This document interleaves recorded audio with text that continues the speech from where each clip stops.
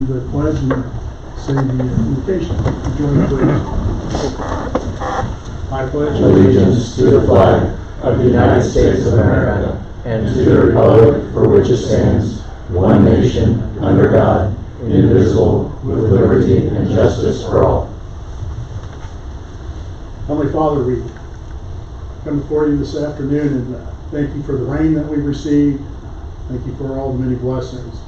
And coming off Memorial Day weekend, we also thank you for all the people that have made the ultimate sacrifice so that we could be here at this time and enjoy the freedom that we have. Pray you be with us now as we go through today's meeting. It's in your Son's name we pray. Amen. Amen.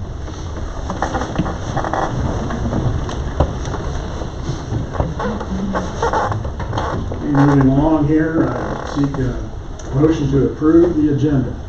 Make a motion to approve the agenda. He's made the motion, and I'll second that motion. All in favor say aye. Aye. Motion carries. Item D, citizen comments. It's kind of a special afternoon. If anyone here would like to take a moment and step forward and maybe introduce themselves, potential appointees, I'll give you time here, I'll give you 3 minutes to come up and address the council. So, go ahead. Citizen comments is open. Good afternoon, Mayor and City Council. My name is Naomi Leonard, and I am before you today, as well as the community, to say that I would like to be considered for the position that is opening. I also just want to take a minute to, I don't know, I'm sure it's already been said, but Keaton, the way that you've led over the time that you've been here has been amazing.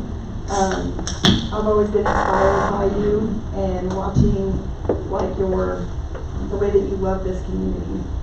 It has just been awe-inspiring to watch, even in the face of some of the critics in town. It could only be God that got you and kept that smile on your face and kept you passionate about this community. So I really appreciate watching how you love on this community so much. So I appreciate that. if I am selected to fill the seat, I think that it would be an honor, and I understand fully that I have really big shoes to fill. And so for me, I just want to say thank you for considering me. I know that my time on the Water Council really showed me how complex city things can be. I think that I would really love for more of the community to really understand how everything and every action is taken really affects many other things within the community. And so I've really loved learning how complex city things can be. And I did not even know that that was a passion of mine until I was selected to serve on that board. And it was eye-opening. And I just didn't know what I wanted to do with my future. I had to listen to God. I've done a lot of praying, and I really appreciate the opportunity to be even considered for a seat on here. I hope to, if I am selected, to take care of the community. As I answered in the meeting, I think that some of the biggest concerns we have is how fast we are growing and making sure that we can grow responsibly and also engage the community a lot more. I'm pretty passionate about that. And I hope that a lot of the community will see that as even if I'm not selected, as I continue to work in the community with the Lions Club as well as in the garden. And those are not things I want to give up, because I think it's important to serve our community, because that's how you really get to know them, and how you can serve the best is you gotta keep loving on your community and keeping it if anybody showed me that too. So I really don't know what else to say, but any questions? Oh, this is just comments only. Thank you. Thank you. Floor's open. I'll never get enough at introducing. You all know me, Jeffrey Jones. Third time's a charm. This is not my first time to approached the bench and asked to be a part of the council. Again, the water committee really helped solidify the fact that strong leadership is needed. I'm not saying that there's weak leadership, but we got to have some strong vision for the future. I want to be a part of that. And so I've been a part of this community for 18 plus years now. I've seen it go from what I thought was tiny to getting bigger and bigger, and I just want to be a part of that. So thank you for the consideration. Thank you, Jeff.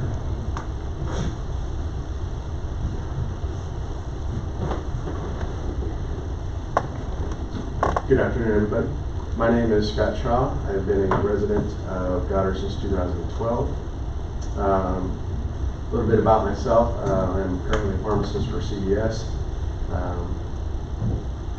I just want to be able to be part of what's going on here in Goddard. I think Goddard is a very unique city.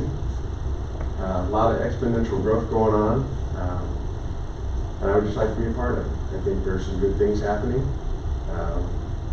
Some bad things as well, as I see. I think just there's going to be a lot of challenges ahead. I think I could bring some of my expertise that I've learned in running a multi-million-dollar pharmacy for the last 25 years. So that's all I got. Thank you. Thanks, John.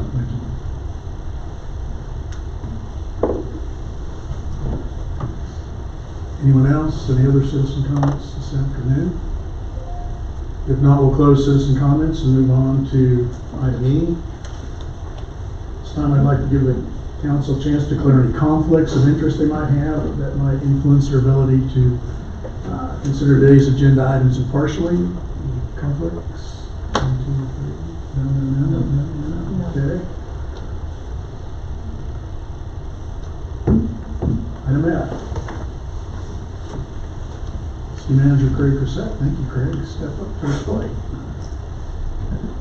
Honorable Mayor, City Council, bit of melancholy here to present this agenda item to you. The resignation of our esteemed colleague on the City Council, Vice Mayor Keaton Michael Fish. Mayor, if you'd like to open an opportunity for the Vice Mayor to share a few words, you may. With that, the staff has a recommendation to you to consider formally accepting his resignation. Vice Mayor.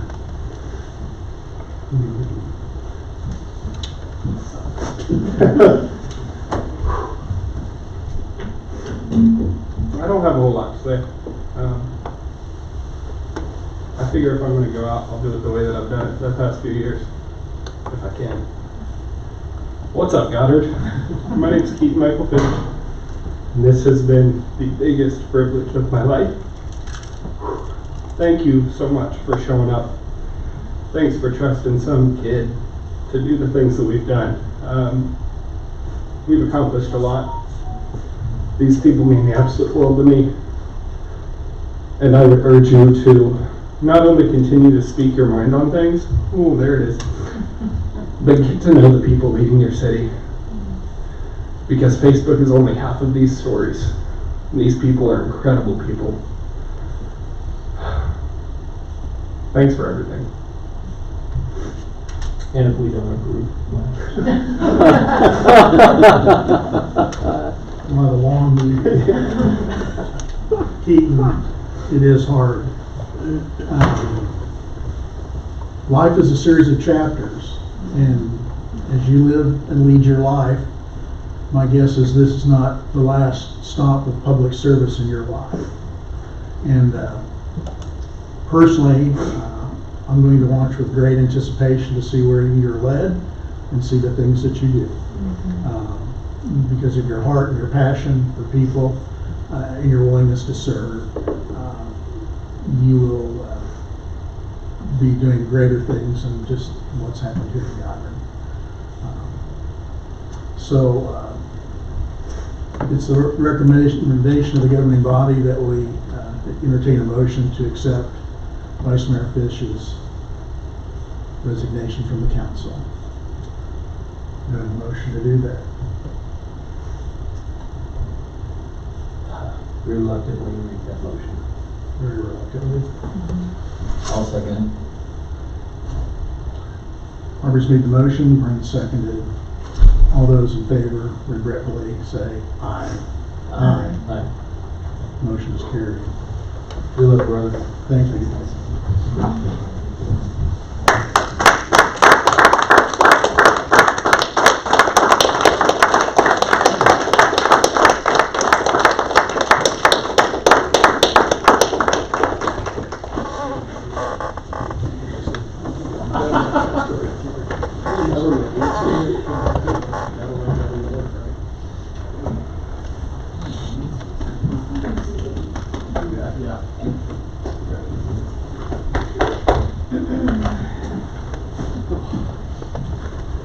I'm gonna just leave this for whoever gets paid. Good luck, guys. One for the road. Thanks, guys.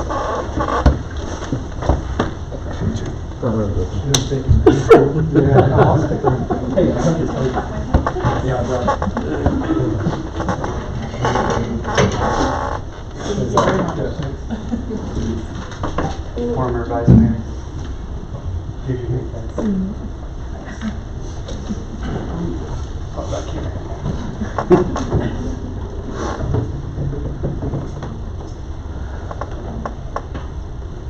So what's it like in the back row? Can we do citizens' comments again? Not like that. We can get some Spots. time. Seems like one name in the pile. Please, get recognition. Yeah, okay, let's move on. Honorable Mayor, City Council, a few items here, just to give you a little background on how this process works. It's outlined in our city code under the administration article. Appointments to a vacant position are made by the mayor with the consent of the governing body. Council members serve a 4-year term with no term limits.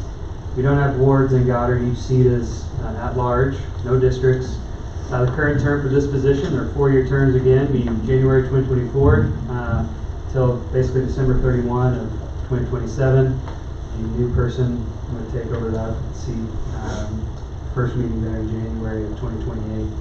The city code states that the unfilled office of vice mayor shall be filled at the next regular city council meeting in which all remaining council members are present. So the vice mayor appointment would take place during the June 2nd meeting. As a part of the process of receiving the informal notice of resignation from Vice Mayor Fish, the city staff then started availing the information to the broader public, letting them know that there's a seat to be filled, and interested folks were directed to send their information, their name. We ended up sending us some questions as why they may be interested in serving. We received these 9 names, as you can see here on the slide. And with that, city staff would open it up to the mayor and the council to review and consider our recommendation.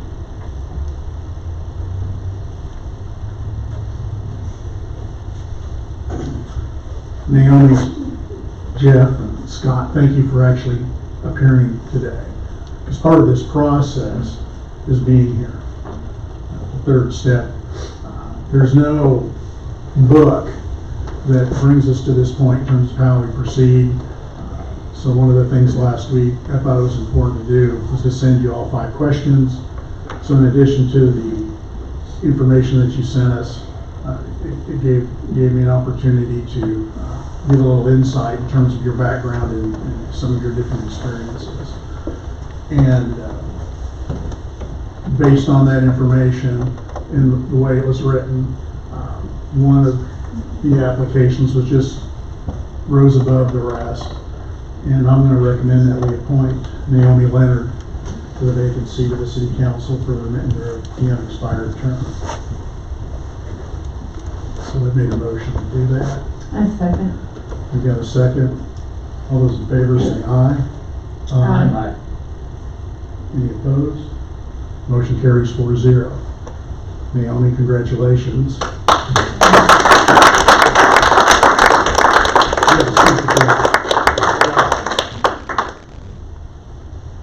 Mr. Mayor, we do need to swear Naomi in before she Sure. takes her seat. Could you wave the bullpen right here? Our esteemed city clerk will be right back with the narrative for the swearing in. So. And then Danny, we'll have you come up and take the ceremonial photograph here as we get that swearing in. So. Scott and Jeffrey, I just want to let you know that there's a filing deadline at the end of this month to file for the 2 seats that are for re-election. I don't know if these guys, I think one of them might run, the other one's not, I think expressed an interest not to, so there might be an open seat. So part of the reason of doing this in the timeline that we did was so that we didn't have someone picked out of a list of people that had actually filed for re-election. Because once you file, your name's on the ballot, even if you withdraw from running. So just a little technical part of why this has happened the way it has too. So timing is always an issue in everything. So I just wanted to say that. And usually, I'm pretty good about stretching things out, so I think I've pretty well done that. Our logo and the flag there. Get the official business finished here. Do it up there so we can get a photo. I'm gonna move that knapsack there. Sorry.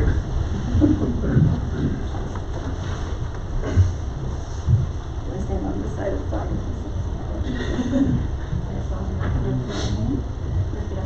I do solemnly swear. I do solemnly swear That I will support the Constitution of the United States. that I will support the Constitution of the United States And the Constitution of the State of Kansas. and the Constitution of the State of Kansas, And faithfully discharge the duties and faithfully discharge the duties of City Council member, so help me God.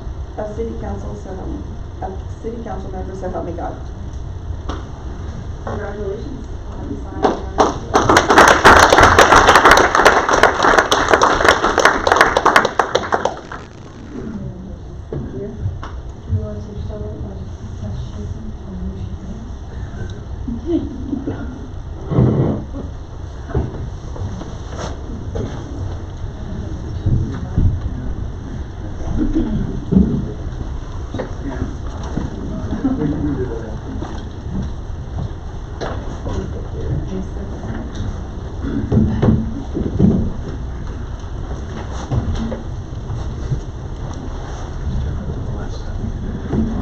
Just for the record, I'm going to go ahead and read Naomi's answers to the questions that I asked.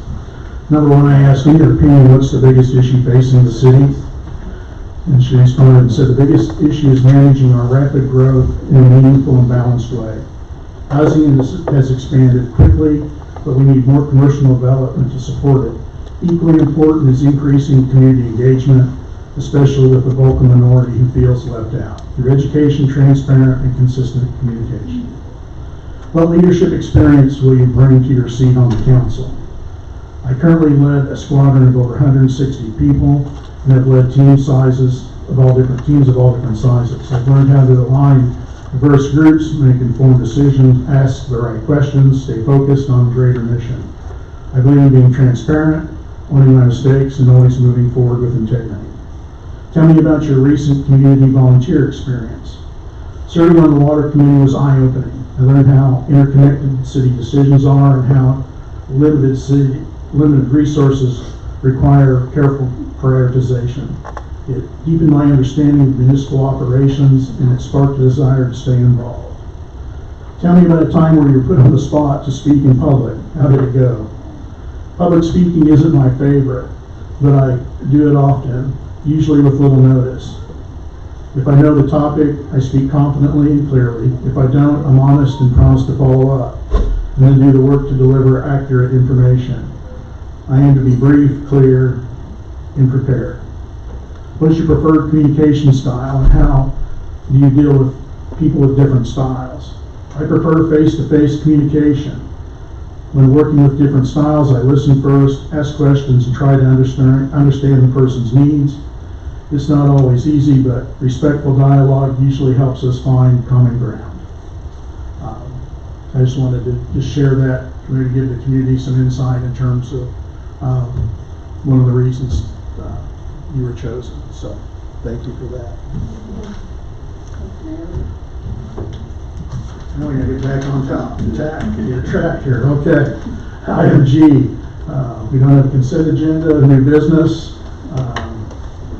Sedgwick County Department of Emergency Management Training. Craig's going to introduce our guest. Honorable Mayor and City Council, it is my distinct pleasure to introduce you to Julie Stinson, the Director for the Sedgwick County Department of Emergency Management. She's going to lead us through some emergency preparedness training today. We were talking earlier about the irony of this time of year, so very purposeful in the types of things we're going to learn today. So feel free to ask her any questions, and I look forward to receiving her training. That's how you go. Thank you so much. Like you mentioned, I'm Julie Stinson, the Sedgwick County Emergency Management Director. Mr. Mayor, council members, thank you for giving me some of your time today. Mr. Krause, I thank you for coordinating my visit today. So the time of this is kind of ironic. Weather has been impacting Kansas in the last couple of weeks. We saw a couple towns in Cornell and Klebnar that pretty much got some significant impacts from some tornadoes. So I want to be very conscious of time, so I may go fast with some slides, but if you guys have questions, please by all means let me know. So we plan for tornadoes. That's what everybody thinks in Kansas. But hopefully by the end of this presentation, you'll realize that we aren't necessarily planning for tornadoes. We're planning for the disruption they cause. We're planning for other hazards as well, besides tornadoes, and we'll get into that here in a little bit. So one thing I kind of wanted to open up with, again, what do we prepare for? We think Kansas. A little scenario here, it's a bright sunny day, ideal temperatures in the 70s, very little wind, what we would call a perfect Kansas day. But all of a sudden, we don't have cell phone signal and the internet is down. And we know that in itself is going to start causing people some issues. So we may start thinking about cyber attack, but now we're starting to look at geomagnetic storms. Space weather is starting to impact some of our critical infrastructure. So as I go forward, I just want to kind of talk about all hazards and disruptions and how we plan for disruptions and how do we keep our essential functions moving. Kind of a little bit of a joke is emergency managers don't like the word quiet because even on a nice sunny day like this, we can still have some problems. Big laundry list of things we're going to go over. Some of these are just 1 or 2 slides, but I just want to make sure that we're covering the basics as far as what to expect and who we are and what we're doing when we're not in a crisis. I have a department of 5. We are the county's emergency management agency, and for 20 cities and 500,000 people, 5 is not enough. We rely heavily on volunteers, and we will talk a little bit about our volunteer programs here shortly. But myself, I have a deputy director, an operations manager, a planner, and our logistics person. Just a big words about what is emergency management, and pretty much our role here locally is to build, sustain, and improve our county's capabilities to prevent disasters that we can, prepare for those that we cannot prevent, mitigate risk, respond and recover through whole community collaboration, planning, training, and exercise activities. And I highlight whole community because whole community includes everybody from the general public to the most senior elected officials. Our role is to get everybody prepared regardless of stature in the community. Disaster start and end here at the local level. We are definitely hearing a lot of this in the news right now. We know FEMA is going through all kinds of structure changes. I don't have magic answers of what things are going to look like, but the thing that is not going to change is disaster start and end at the local level. We do have regulations and state statutes that kind of dictate that we exist and what we exist for, kind of primarily give some duties and responsibilities to the local emergency management agency. The most senior elected official that's responsible for emergency preparedness lies within our Board of County Commissioner or Chairman. Cities are certainly encouraged to have folks doing emergency planning, but state statute requires every county to have a designated emergency manager. Talk about disaster declarations. I mentioned that disasters start and end at the local level, but when local level resources get exceeded, we go up to that next tier. So if City of Goddard has a disaster and they need assistance from the county, a lot of mutual aid that'll pretty much go into effect automatically. If the county exceeds resources, we'll do what we call a disaster declaration, so we can use resources from the state or at least request resources from the state.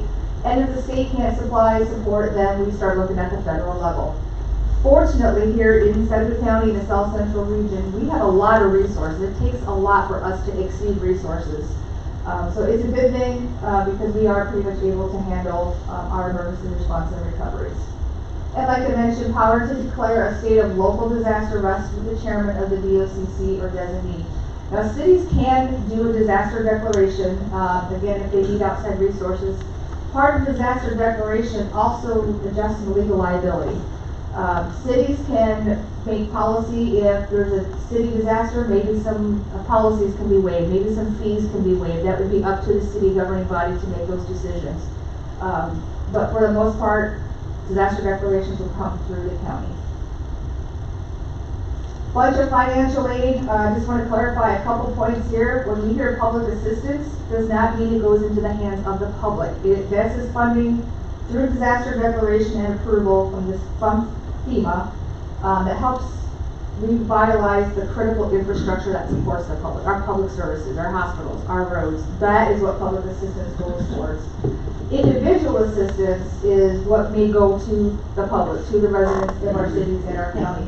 Very hard to get. There's a lot of criteria to meet. There's math involved, and these numbers here look like a lot of numbers, but I just got intel last week that this is going to go up for the state of Kansas to maybe 10 million, and Sedgwick County is going to have about $7 million in uninsured losses before we can even apply for any kind of assistance. So more emphasis on that local disaster response and recovery. So what does emergency management do? When we're not responding to disasters, which thankfully does not happen a whole lot, what are we doing?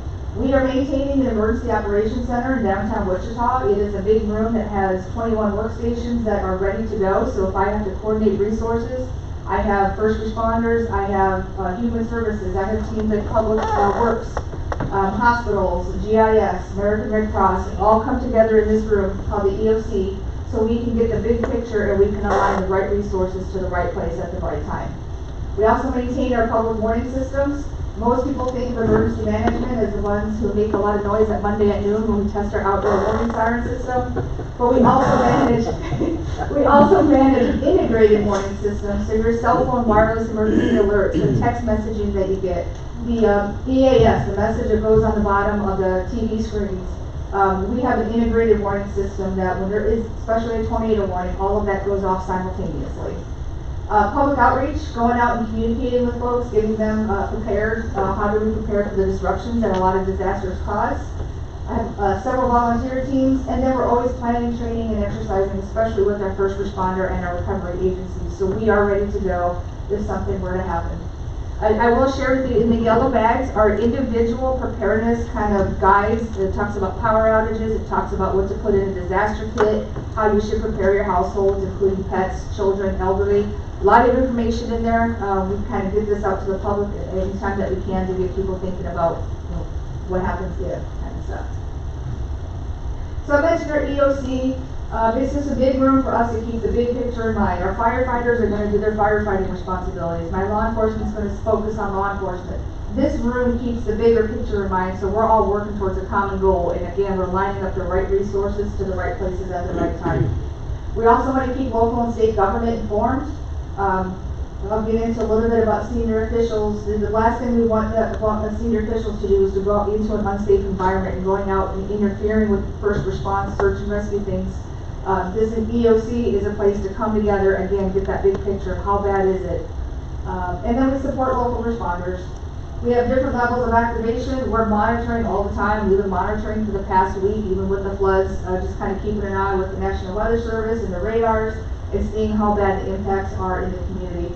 And then we have all the way up to a full activation. This April 2022 is the last time I had the room full, and that was for that tornado that went through that nipped little piece of southeast Sedgwick County and Andover. So how long does it take that room to get activated? Once I send the mass notification, we have people arriving within probably 30 minutes. Our goal is to have everybody at least some sort of contact within an hour. Now, because of virtual technology, we are able to expand this where I don't necessarily have to have people in seats. I can bring them in through virtual technology and also keep them informed of what's going on. That worked really well during COVID, and it also worked well. We had a disaster for extreme cold in 2021 where we were able to bring in folks and just kind of go on a Zoom meeting and have discussions. Mentioned the public alert warning system. We have a layered approach. The bottom line messages have more than one way to receive warnings. We have tested everything, including the wireless emergency alerts on your phones, and we did a 1 mile radius, and we found flaws in the WIA alert. We think our cell phones are much more reliable and accountable than they really are. So again, we want to make sure people are using multiple ways to receive information. The big message is the outdoor warning sirens are for outdoor. They are to alert people who are outside, away from phones, away from the televisions, and hey, something is coming, get inside and get more information. We still have so many folks that will complain that they cannot hear it inside their homes. and they're not supposed to. It's not designed for that. But it never fails. There's always somebody that wants to hear that siren in the middle of the night. The NOAA weather radio and your cell phone are really the only two things that will wake you up, that will be loud enough to really get your attention if you're sleeping. The NOAA weather alerts, the only downfall is this will set off the whole county. So if Cheney's got a tornado approaching them, the sirens and everything else is going to go, or not the sirens, I'm sorry, the NOAA weather alert radios will go off even in Derby because it's Sedgwick County. Where the sirens and your WIA alerts, those are targeted. So when the Weather Service issues a zone of where this is where the tornado is, here's where it's going, only those sirens and only those cell phones will actually start going off. Here's just some photos of our public outreach. You'll see a lot of bright green vests. That's my community emergency response team, which I'll briefly go over a little bit. But this is what we're doing again when we're not responding to disasters, is we're going out to community events, we're talking to folks to say, here's what you need to be thinking about to prepare yourself. We have this really neat little Thunderbolt tornado siren on a trailer. We have the oldest operating Thunderbolts still in service in the world, and we have maintained this one to preserve our history, but also to be a kind of a way to gather folks to talk about tornadoes and to talk about our risks. You may see them in parades, some fall festivals. You get to push a button, it does actually sound, but we just only sound it for 1 or 2 seconds so it doesn't get too loud and blow our eardrums out. And then storm safety classes. I was just here a couple months ago doing storm safety classes. We do about 15 every year where we go out to the communities and we talk about our storm preparedness. And then we started to go out to the kids, out to the schools, and also educate them to preparedness. And we have a little machine that kind of makes a tornado out of some dry ice, and they get to play with it and talk about it. And, so that's kind of my favorite part of the job, is I love coming out and just talking to folks and see how people are ready, and if they're not, giving them some ideas. Mentioned I'm a department of 5 for 500,000 people in 20 cities, so we rely heavily on volunteers to help us, especially when a disaster does come through. We're Kansans, we're going to help each other out. Once we come out from our home and there's debris, we're going to check on our neighbors. That's just what we do. But this community emergency response team provides 20 hours of training on how to do that safely. And we give protective gear. We issue a helmet, we issue a bright yellow vest, we issue work gloves. And then we give them training on how to put out fires, basic first aid, light search and rescue. And we even talk about disaster psychology, about the mental health impacts of a disaster when it comes to our neighborhoods. We have a local emergency planning committee that's pretty focused on hazardous materials. We have amateur radio services, RACES. We have a canine search team, and we have Medical Reserve Corps, which is managed through the health department. So we have lots of volunteers. We try to keep them busy with a lot of our outreach events, because if we're not responding to disasters, I don't want them to get complacent and lose interest. I want to keep them engaged. So we use them to come out and talk to the community about disaster preparedness. CERT is a program I'm very passionate about. There's actually a flyer in your bags that talks a little bit more about CERT. It is a 20-hour class that we currently hold about 3 to 4 classes a year. We do it on a Friday night, an all-day Saturday, and half a day Sunday. And then these are the topics like I mentioned. We talk about disaster preparedness, light search and rescue, first aid, fire safety. We actually do put out a live fire, so everybody gets to feel what it feels like to use an extinguisher and actually pull that pin and squeeze the nozzle. But this team allows professional responders to focus on complex tasks. And also they can help triage the neighborhood. They can, when that first responder can finally get there on scene, that CERT volunteer with their vest can say, hey, I've been trained, here's how bad things are in my neighborhood, I've got this over here, I've got a gas leak here, or so-and-so's on vacation, there's nobody in this house. That information is critical to our overall first responders. And then we have advanced team options. So we give this a little bit of a teaser, but some folks want a little bit more. So we actually meet with an advanced team. We do background checks on them. And we actually go through monthly training, like Stop the Bleed. We'll do CPR training. We kind of take it to that next level so they're even more prepared to help in the neighborhoods. And then we also have them help large events. They'll help with traffic control. Again, they'll help with outreach. We have an emergency light and generator team. We actually just helped Mount Hope with that last storm. They lost power for about a day and a half. We used our emergency lights and generators to power up their community center, so they had a gathering place for people and they could serve them a hot meal. So our volunteers are very active, even if we don't have the big tornadoes that we're thinking of, we try to keep them busy. Kind of mentioned the LEPC, all hazards. Planning and training, we have all kinds of plans, but plans don't do any good if we're not training on them, if we're not exercising them, if we're not trying to find out what maybe some of the gaps and shortfalls are in those plans. The big one that we're working on right now is a local emergency operations plan. That is like an 800-page document that tells us who's doing what when a disaster impacts Sedgwick County. It's comprehensively reviewed and updated every 5 years. We also have a debris management plan, so if we've got a bunch of trees and if we've got building debris, how do we separate that debris? Where do we take it? Who's taking it? And who's paying for it? So all of this is in our plans. And then continuity of operations plans. This is key, especially what we have a lot of lessons learned with cybersecurity, is if we lose our internet, our communications, our computer systems, how do we still continue on, especially government? Those critical core functions, one, what are those functions, and two, how do we keep those going if there's some sort of disruption? Just an example, we've got a lot of partnerships in our community, which we're very happy to have. Again, we are planning for all hazards, not just weather. This is a photo of, we exercise every year with the airport and the FAA. Every 3 years we do a full-scale exercise where we actually catch an old plane on fire and we actually go through the whole process of a plane crash. Union Pacific, in 2019 and 2020, they gave us the rail yard out there, so we did a full-scale hazardous material exercise where we had a train crash into a bus, so we had a mass casualty event, we had hazardous chemicals. We got a lot of good training out of that exercise.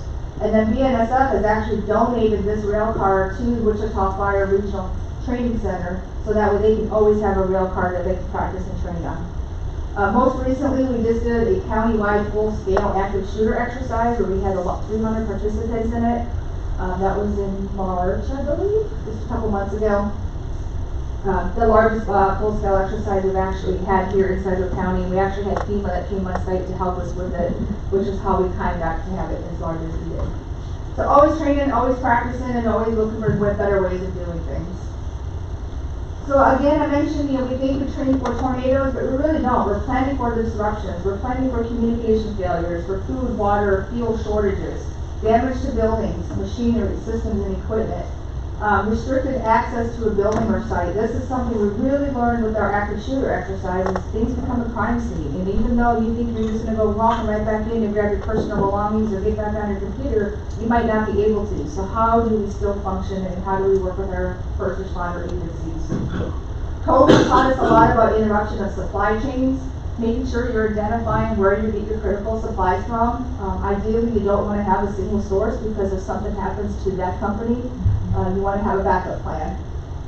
Utility outages, regardless of cause, it could be from a storm, it could be from cyber, it could be from a critter that got into the utility grid and decided to chew some wires up. You never know when you may lose power. Damage to loss of IT, cybersecurity is a huge thing that we're constantly planning and training for. And then even employee absenteeism. We learned that during COVID, is what happens if your employees can't come in because they're sick or family members are sick. So lots of things to think about as we're going through our planning at the individual level, as well as business level and government level. Kind of talked about this, and for the sake of time, I have a clip here. The Andover YMCA got recognized. The employees there were young, I say kids, teenagers, young 20s that were there, and they saved lives because they had a plan. They had a red binder that was at their desk. The employee says, we got a tornado warning, call the supervisor. The supervisor said, run that red binder, and they got everyone to safety by following that red binder within seconds before that tornado obliterated that building. Literally saved lives because they had a plan right there ready to go. Communication, yeah, we'll get into that here in a little bit. Business, continuity of operations. When something happens in our community, we want our businesses to rebuild. We don't want them to go to another community. We want to give them all the help that we can to get them to recover. The statistics are staggering about how hard disasters are on businesses, especially our small businesses. 25% will never reopen after a disaster. 51% will close within 2 years. 75% fail within 3 years. And we're starting to see this now. We're about 3 years. Now we're actually almost 5 years now outside of COVID, and there's still a lot of businesses struggling to recover financially from the losses that they experienced. So what can we do? Community supply chains, identifying that critical infrastructure, making sure that we are solidifying our critical infrastructure. And then we try to hold business preparedness workshops, so we'll meet with business owners and chambers of commerce and say, okay, here's how you help businesses prepare for disaster. Make sure workers are trained, they know what to do. Help avoid potential negligence, protect reputation and your revenue, avoid lawsuits. Those are all the goals, and we have all kinds of guides and tools to help businesses prepare for disruption. Make a plan. I kind of keep emphasizing this. We're planning for disruptions. I've already kind of gone through that list. The big thing too is how will I receive emergency alerts and warnings? What happens when our cell phones go down? We lose signal because of a storm, and now there's a tornado coming, but we don't have power. Inside of your packets is also a card called for Civic Ready Mass Alert Notification that we provide as a county to all of the cities free of charge for mass notification. I mentioned I'm going to set off your cell phones and tornado sirens and no weather radios for like tornadoes, but there's other things, other public safety things that you can sign up to receive. Water boil advisories, shutdowns of key highways or roads that may be in your community. It's free to the public, but the public has to go in and subscribe and select what they want to be notified of and how. Do you want to call? Do you want to email? Do you want a text message? Do you want all three? The person gets to choose what they want to be notified and how. One thing we want to talk about, how do I communicate with my family and household? Even if we have cell phone service, what happens if your cell phone is damaged? In your guide, there's a ready to respond guide, and on the back of it is a place to write down key phone numbers. I'm going to do everything I can to set up communications. I may even have a cell phone that says, here you go, make your phone calls. What are the phone numbers? We don't remember phone numbers like we used to. It's all in our contacts. So even if you think you remember it, in the moment of crisis, your body may not remember things that you're used to remembering. So I always say, write down the phone numbers, put them in your kits, even have them in a couple places, maybe one at work and one at home, so you have a list of phone numbers. And then also individual preparedness, looking at your household. There's all kinds of recommendations on how to prepare your household, but only you know what your individual needs are. If you have pets, if you've got children, if you have elderly, special dietary needs, all of that stuff are things to consider for your disaster kit. Not just a tornado survival kit. Make it portable in case you need to evacuate. Hazardous materials, if there is a wildfire that may be approaching, I may say, look, you guys need to leave your home. Get something, get a kit that has your emergency stuff in there, totes, backpacks, or something where you can grab some of that to go. Key financial and insurance documents in a waterproof container. We learned this with the tornado in 2022 of how underinsured people are. If you haven't looked at your insurance policies in a while, you need to make sure you know what it covers, what your deductibles are, and make sure the value is pretty much equivalent to what we're seeing out with the cost of living. And then a few kind of key items. A bucket. Bucket can help store your materials, but it's also going to be, when we're going to keep you fed, we're going to keep you hydrated, or you're going to need to use the restroom, and if you don't have a facility to go to, that bucket's going to come in handy. And then a whistle. Everyone in the yellow bag has an emergency whistle. If you're in your basement or in a shelter and you're covered in debris, first responders are going to come look for you. They're not going to be able to hear a voice. All that debris absorbs our sound as a voice. There's a video of some kids that, some dorm residents that had their building collapse on them, and they're screaming at the top of the lungs. They could hear the first responders. First responders just walked off. They could not hear them. They will hear a whistle much more than your voice. And plus, if you're injured, you may not even be able to yell, but most likely, hopefully, you can at least blow into a whistle. And then kits don't need to be expensive. Add to it gradually. Weather radios, flashlights, and multi-use. You make great gifts. These are great gifts for your kids to give you or for you to give your kids. And there's all kinds of free items by going to health fairs, nonprofit organizations. Red Cross has all kinds of free stuff. Just grab some of that stuff along the way and throw it in your kit. Pets and children, involve your children in making a kit. Make sure you have something to entertain them, especially if you lose power and they're used to their cell phones and video games. Pack up some books, some games, puzzles, Legos, something that's going to keep them busy. Favorite stuffed animal, headphones, and identification. If your child winds up wandering off or you got separated from your child, we're not going to just hand over kids to somebody who says that's my kid. You got to have some sort of proof. Same thing with pets. Make sure, ideally, you want to have your pets chipped so that way we can reunite the owner with the pet. But food and water needs, a crate, even if your dog is, or cat is the nicest animal under a disaster, their safety and security has been jeopardized, they may not behave in the way you're used to them behaving. So you've got to plan ahead for that kind of stuff. And then disposable bags as well, because you definitely want to be cleaning up messes. At-risk vulnerable populations, racial inequality, financial inequity, unequal access to information and assistance can all complicate the impacts of a disaster. Most vulnerable, individuals with disabilities, especially folks with mobility challenges. Oh, I have a basement, or I'm just going to go into my bathtub. Well, time that. How long do you need to start going to that safe shelter when there is a tornado or a bad storm coming?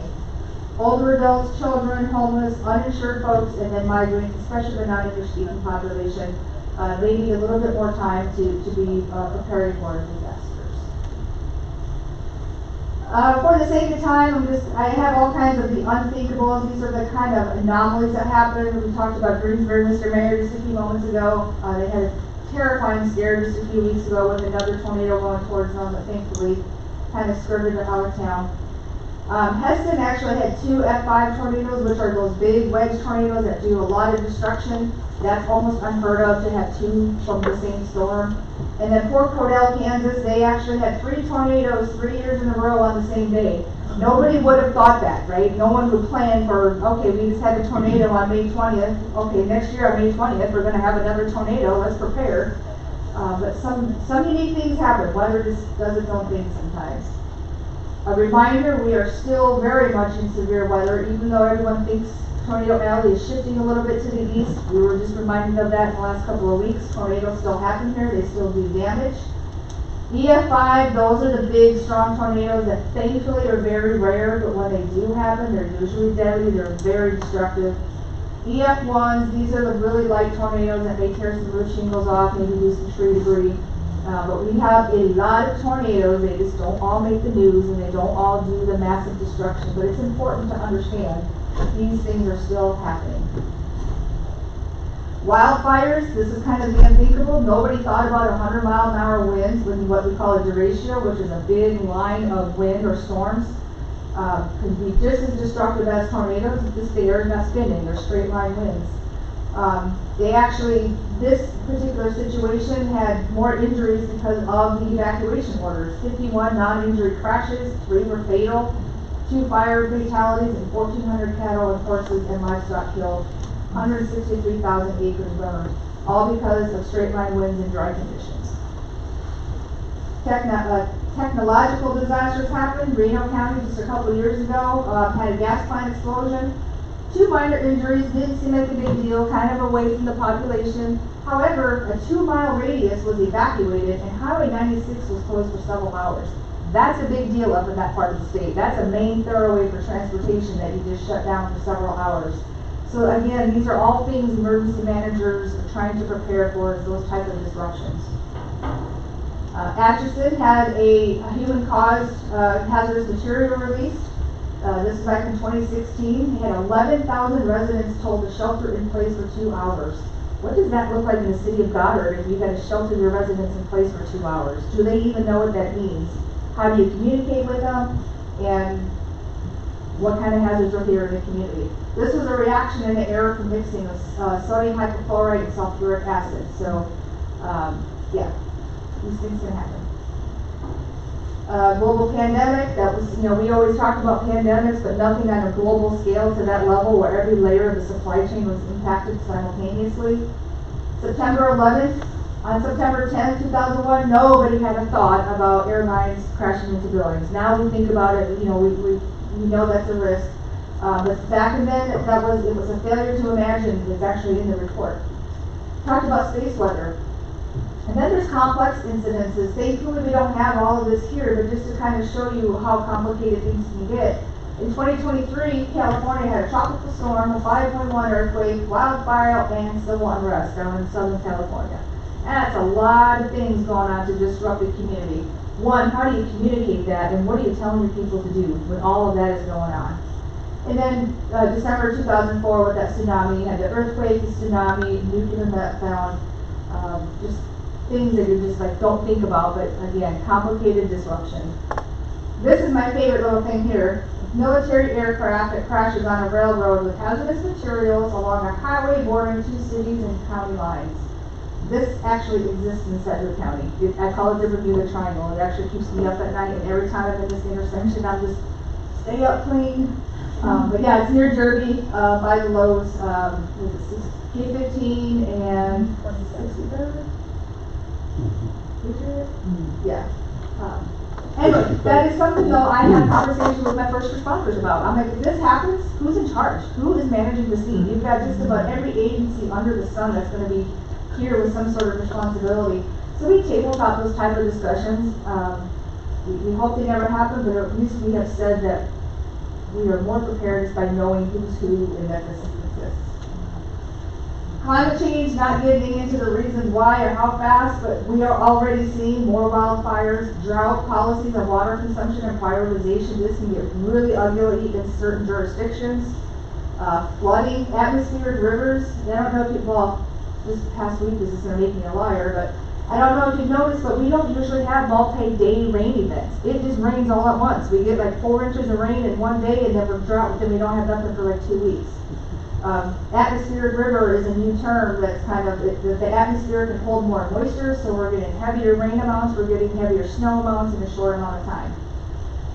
Won't show the video, but the Cedar Rapids derecho in 2020, straight line winds, 140 mile an hour straight line winds that went across about a 600-mile spread, knocked out 70% of the trees in Cedar Rapids and was a $12.5 billion thunderstorm. 263,000 acres of crops were completely destroyed. You can actually see it from the satellite. So just a reminder to not get hyper-focused on just tornadoes. Winds can be just as destructive. They don't have to spin around to be dangerous. Extreme heat and cold. Our extreme heat spell, we're getting in 2 to 3 weeks of 100-degree weather. That has its toll on infrastructure as well as people. Same thing with extreme cold. You have extreme heat, extreme cold. What's that happening to our water systems? What's happening to our utility grids? These are all of the, and everything's aging. So these are things that our utility partners are always constantly looking at and trying to keep up with the aging infrastructure. And then even vector-borne diseases. With the heat and some of the temperature changes, we now have malaria in Florida, where that used to only be a tropical disease. So these things change over time, and this is something that we have to keep our eye on. And then again, the question is, how resilient and adaptable is our critical infrastructure to these extremes? Won't get too much into this case study. Virginia had a forecast of just a few inches of snow and wound up with over a foot of snow, and people got stuck on the highways. And this was January of 2022, right after the holidays. There was elected officials that got stranded on highways. They could not get the plows through any of this, and then the side roads were just as covered, so that, I mean, you literally were at a grid. Nobody was doing any kind of movement. The challenge with this state is, it is on record that there was a senator that was stuck on this highway making promises to everybody that resources are coming, food and water is coming. There was no way to get it there. The snow was too deep even for snowmobiles, the winds were too dangerous, you couldn't do helicopters, and so it really turned into a nightmare for a lot of folks. And this hit 6 inches of snow all the way to Alabama, so their partners were just as impacted. There were hundreds of miles before you could get some additional resources. So, elected and senior officials, all of this mess, what does that mean? Okay, if this stuff happens, where am I going?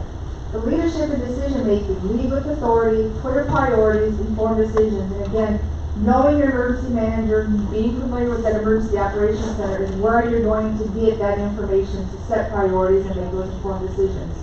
Public communication. The public is going to want to hear from you sooner than later. Our goal is to keep you safe and then also make sure our timing is correct. I always tell my elected officials, I will get you out to the scene, but give me time for my first responders to do their search and rescue and make sure the scene is safe. Let's get these electrical lines cleaned up before we start having our senior officials out into the debris, but we're going to get you out there. Resource allocation, ensuring there's funding and resources available for preparedness, response, and recovery. Preparedness is really tricky to fund because you're paying for things up front that may or may not happen. And we're all under fiscal restraints. We're all under, trying to manage our budgets. My fear right now with the things going on at the federal level is how much is preparedness, response, and recovery really going to cost our local governments now. keeping a really close eye on that. Policy development, implementing and updating policies to enhance resilience and preparedness. Encouraging your residents to prepare ahead of time, to make these kits, so this way, if something happens and they're on their own for a few hours, they can handle it. We've got to manage expectations. Our communities now, they're used to calling 911 and a fire truck and EMS and police officers usually there within 5 minutes. That does not happen in a disaster. Our first responders get overwhelmed and it's going to take a while before they can get out to everybody. And then making sure we have established strong networks with our agencies, our non-government agencies, our private sector. These are the folks that recover your community. The 2022 tornado that hit Andover, we did not qualify for $1 of government assistance. That community and a part of our Sedgwick County folks, they recovered because of the graciousness of NGOs and private sectors donating money, donating goods and supplies. It's again, that's what happens at the local level, but that's what we need to be prepared for. Challenges, of course, is funding, resource limitations with personnel and equipment, managing expectations, especially through response and recovery. Recovery is a long time. People want to get back to quote-unquote normal right away, and it just does not happen that way. We just closed the recovery phase of the Andover tornado in December of last year, almost 3 years. It took us 2.5 years to make sure everybody had funding that they needed and resources they needed to recover. Public misinformation, something we're going to struggle with every time, especially social media, rumors, false information, and panic. Sometimes this panic hits before there's even a disaster, and you've got to be able to manage that. Create trusted sources so people know where to go to get factual information. Coordination across jurisdictions, local, state, and federal levels. We have a lot of mutual aid here in Kansas. Sedgwick County usually is the mutual aid, where we'll go out to neighboring counties to help them. We were just out there at Klubner this last week. And then evolving situations, being flexible and adaptable, and encouraging the residents the same. This has changed a little bit. We used to have a lot of grants to improve resiliency, but unfortunately all of these hazard mitigation grants, well, this BRIC grant no longer exists. This hazard mitigation grant is still live. In fact, the application for any projects to reduce risk is open right now. And then we have flood mitigation assistance still available. I mentioned recovery. A lot of roles, especially senior officials, is managing that expectations. Preparedness, ongoing. You have short-term response and recovery, which is kind of just getting people into food, water, shelter, getting their basic needs met again. Intermediate can take weeks to months, and that's when we start getting folks in maybe temporary housing, getting them relocated to maybe some apartments, getting schools and things opened back up. And then long-term is building back the community, especially with your businesses that may have been impacted. It takes years to recover, especially some of these larger, more severe disasters. So the key takeaways before a disaster, which is what we're talking about now, is prioritizing preparedness, getting people to think about things that they don't really want to think about, and spend money they don't want to spend, just in case thing. But it's really important at least to have these discussions and know what your plans are. Developing strong relationships. Empower the community. Encourage public involvement. I would love to have every resident in this county go through that CERT training. They're just good life skills to learn and know. Even if you're not responding to a disaster, knowing how to put out a little small stove fire or a kitchen fire, or how to stop the bleed if somebody gets cut really bad. Those are just good skills to have. Maintain communication, consistent, accurate information that builds trust, and adapt and learn from previous events. I am always looking at after-action reports from other jurisdictions going through disasters so I can take lessons learned. So, I think I'm making it. Resources for businesses. There's a lot of resources, like I mentioned, to help businesses and individuals prepare. And I keep highlighting the local emergency manager. Every county has somebody filling the role as an emergency manager. And then for elected and local officials, there are these guys are kind of thick. We actually have a class that we just had here locally, the 402 class, where we get our senior officials, executive elected folks in the room, and we start talking about the policy level of disaster management. We have independent study courses available, and again, local emergency manager. I actually gave you all kind of a quick guide checklist of things to, here's what it's going to look like if a disaster happens in Goddard. Here's what should be going on now beforehand, during, and then after. So bottom line, we are here to help, not just plan for tornadoes, but the impacts from any hazard that can help disrupt our community.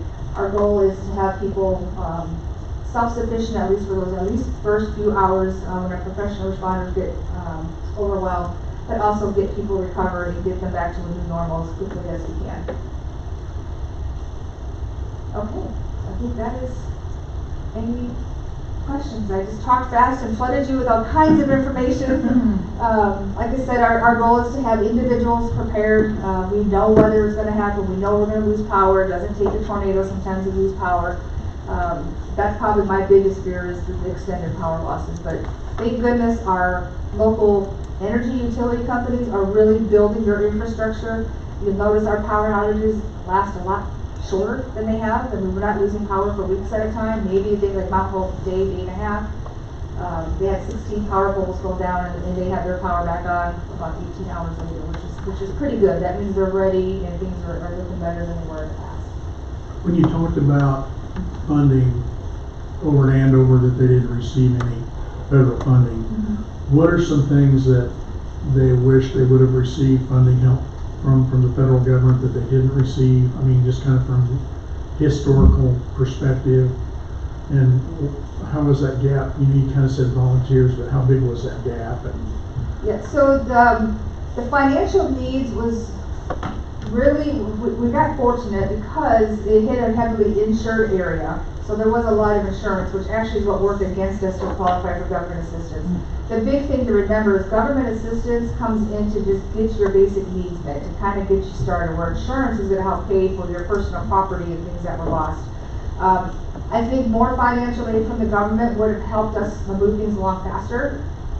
There was a lot of insurance gaps where the insurance policies were not going to cover anywhere near what folks thought it would to help them rebuild. The cost of supplies, even home builders, people coming back to build their homes, resources get stretched thin. You want to make sure they're credible and permitted and all of that. So there's that fine balance. You just don't open the doors and say, help us rebuild. It has to be managed. So we struggled with that a little bit because we didn't have enough resources to really monitor who was coming in that community to help us rebuild things. The volunteers, unfortunately, I did not have my CERT team activated yet at that time. That was a program that we were just revitalizing when I got on board. But Butler County had emergency response volunteers, and they helped secure neighborhoods. So our law enforcement would be, this area, you need to prove that you live in this resident area before they'll let people come in, and keep the onlookers out and try to keep some of those scammers and criminals out of those areas. That's a big thing our volunteers can help with. We've got over 200 trained volunteers. Actually, we had a CERT class here last year in Goddard in March of last year. We got some folks trained on that, and so they can provide those types of services and help fill those gaps. And if there are people here in Goddard that have received that training, how do we become aware of that, or are we aware of that? So they're trained, if they're responding, they're going to have their green CERT helmet on, they're going to have a yellow vest that has CERT on it, has Sedgwick County CERT on it to help identify them. The advanced team members will actually have an advanced team different color vest. It's a dark green vest, same kind of helmet, but they'll be marked as CERT volunteers. And they're being coordinated by us. You guys. Yeah. Yeah. So the whole goal of CERT, the 20 hours is pretty much a public training release. It's 20 hours that we hope they can use to help their neighbors. They're not going to necessarily deploy or anything. The advanced team, they're the ones that we will manage and say, okay, I need your help in this neighborhood to do damage assessments, or I need your help to help secure this neighborhood. Those are the ones that we're going to make sure are clearly marked. All of those folks have background checks too that we're going to be tasked with those type of things. Other than the general public, it's just, again, neighbors helping neighbors, no obligation to even fulfill that duty. It's just giving us some training. Any other questions? If you guys have any questions at any time, please give me a call. I didn't leave my business card, but I have some I'll give to you. I can talk about any of these things for hours on end, but there's just a whole lot I could share with you. So thank you for bearing with me as I just rush through all of that. But yeah, keep your eyes to the skies. Thankfully, we did get some rain. We need more for the Toomey Reservoir, but that was something, again, flash flooding is a risk too if you get too much rain at once. Even though we may be in a drought, flash floods can be just as deadly too, so we're always watching for that kind of stuff. So again, thank you for allowing me to come in here and kind of talk you guys with us, and if we can do anything to help prepare you and your community, by all means, that's what we're here for. Very good. Julie, thank you so much for your time and all the information. When's the test, Craig? You said that? Maybe tomorrow. We don't want to test, because that means something bad happening.